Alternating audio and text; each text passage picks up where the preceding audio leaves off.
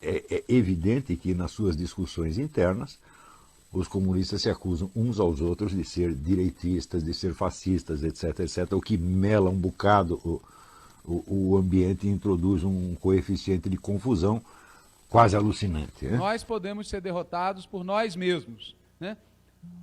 Muitos anos com uma estratégia que, na nossa opinião, é uma estratégia de direita, uma estratégia direitista. Isso quer dizer que você perguntar se um sujeito é comunista ou não, isso aí só leva você a confusões, porque você está supondo que existe uma equivalência entre uma crença interna, tá certo? E a sequência de ações que o indivíduo desenvolve. Que a maior parte dos recursos que financiam o dia a dia do PT nos últimos anos vem de doações empresariais. Do grau de dependência do PT em relação ao financiamento empresarial, não apenas para campanhas eleitorais, 8 minutos. mas para pagar os nossos gastos cotidianos. Tá, mas, em primeiro lugar, se nós encostássemos um personagem como Lula ou Dilma na parede e lhe pedíssemos para ele expor qual é a ideologia marxista, ele não saberia fazer isso. Quer dizer, não tem conhecimento, nem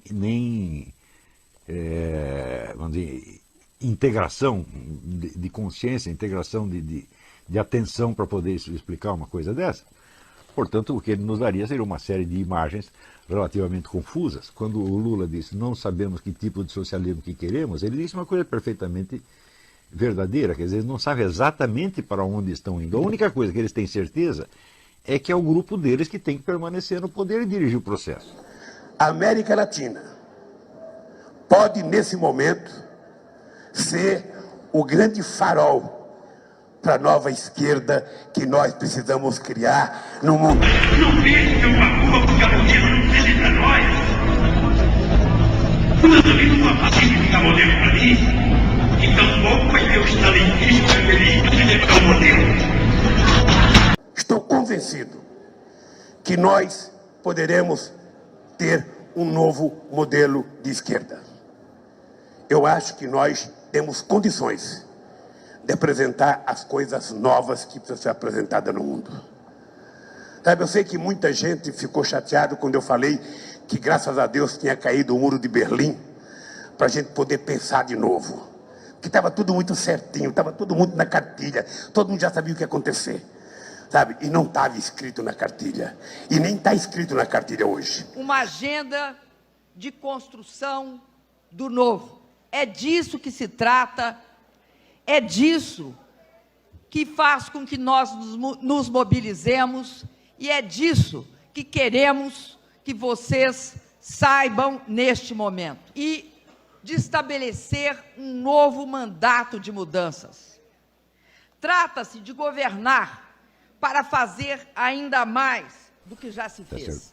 O que esse grupo vai fazer é uma coisa que é tão indefinida que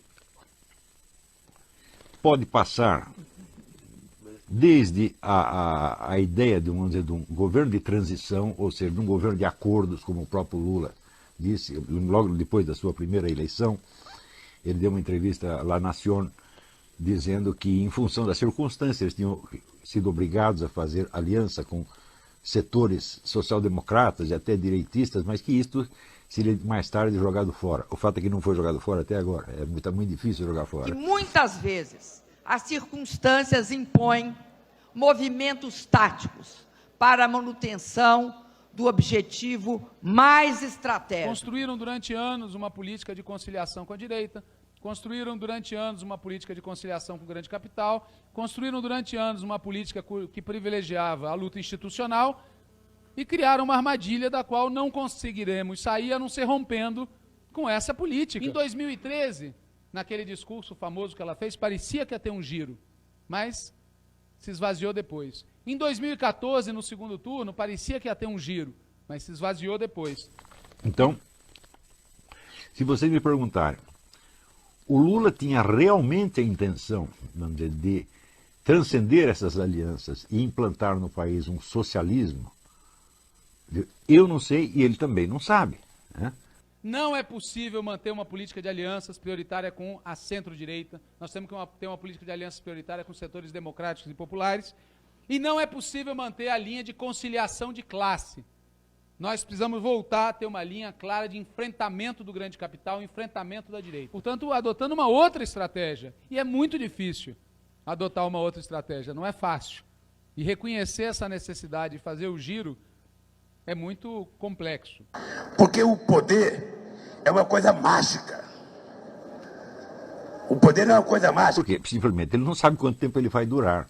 Ele não sabe quanto tempo ele vai ter nas suas mãos os meios de ação para isso. Então, o que é certo é que o indivíduo sabe o que ele está fazendo no momento.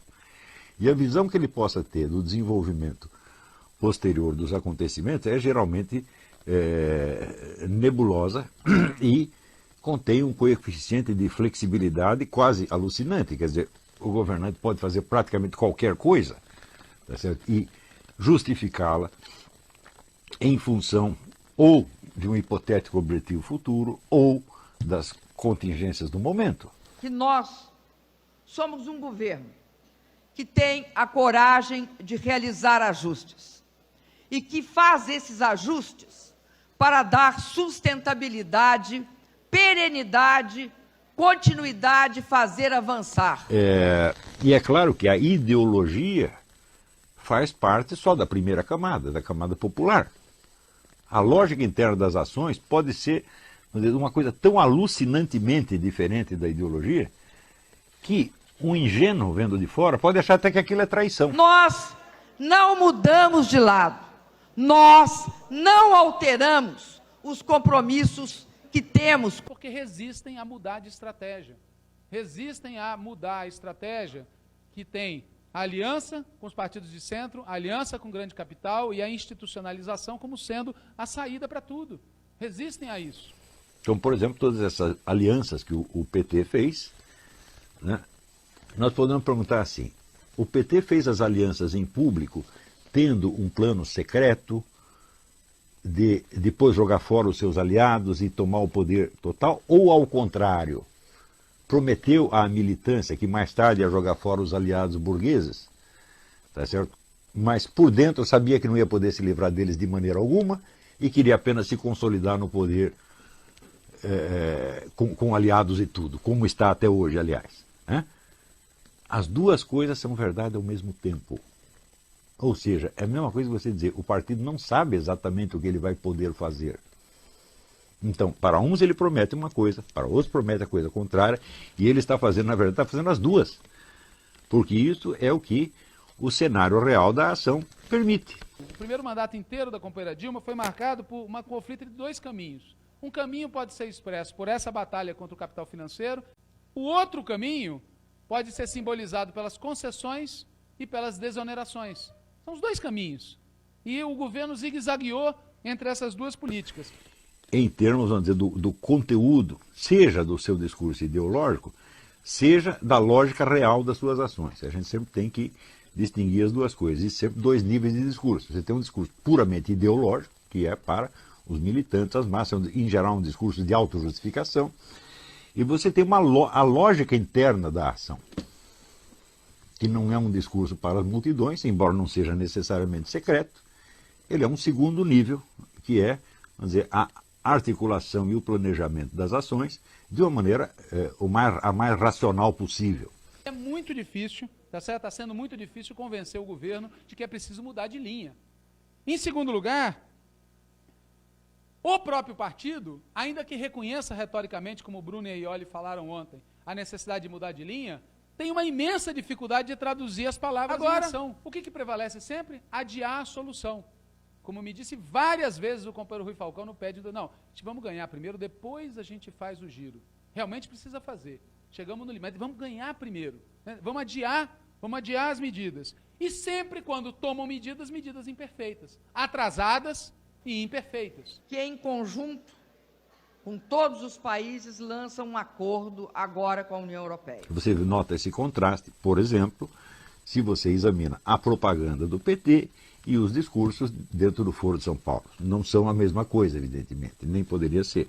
Os discursos nas assembleias internas do próprio PT. Então, a simples existência desse duplo nível torna inviável você descrever as correntes em luta nos termos da sua, aspas, ideologia. e o Levi é a expressão disso. Nós ganhamos a eleição e o Levi aplica o programa que o Armínio Fraga estaria aplicando. Quer dizer, o discurso ideológico ele já é ambíguo por sua própria natureza. O Lula tem expresso em vários locais que é, na nossa opinião, ambígua, para dizer o mínimo. Não dá para, ao mesmo tempo, dizer mobilizem-se e Dilma aprove as medidas provisórias. Qualquer que seja o caso, os nomes das correntes ideológicas nunca servem para você descrever um curso de ação real, embora eles sejam um componente inevitável. Porque tem gente que, quando a coisa fica um pouco confusa, ele diz, não existe mais esquerda nem direita, não existe mais comunismo. Claro que existe. Eles não são, vamos dizer, os esquemas gerais articuladores da coisa, mas eles são elementos que estão lá presentes. As ideologias não descrevem o panorama real, mas são elementos presentes no panorama real. E, portanto, ainda muito jovens, argentino, uruguaio, brasileiro, chileno, salvadorenho, aragueiro, colombiano, mexicano, guatemalteco, não podem estar no nosso meio, porque morreram tentando concretizar de outra forma, com outras lutas, aquilo que, se Deus quiser, nós iremos transformar em realidade. Até essa complexidade já pode parecer excessiva para determinados interlocutores que estão acostumados. Olha, aqui temos nós com a nossa classe proletária, na qual não tem proletário nenhum, e do outro lado tem a classe burguesa, onde também não tem burguês nenhum, e eu defendo essa ideologia e defendo aquela ideologia. E, evidentemente, quando você faz isso, você cria no seu interlocutor uma irritação, uma raiva. E o indivíduo sente que você o está enganando, porque simplesmente a coisa é mais complexa do que ele tinha imaginado. E, como ele já equacionou tudo em termos de duas ideologias em conflito e me nomeou defensor de uma delas, quando eu começo com a complexidade da coisa, ele só pode achar que eu estou enrolando. Isso já aconteceu 1000 vezes. Tá certo? Mas,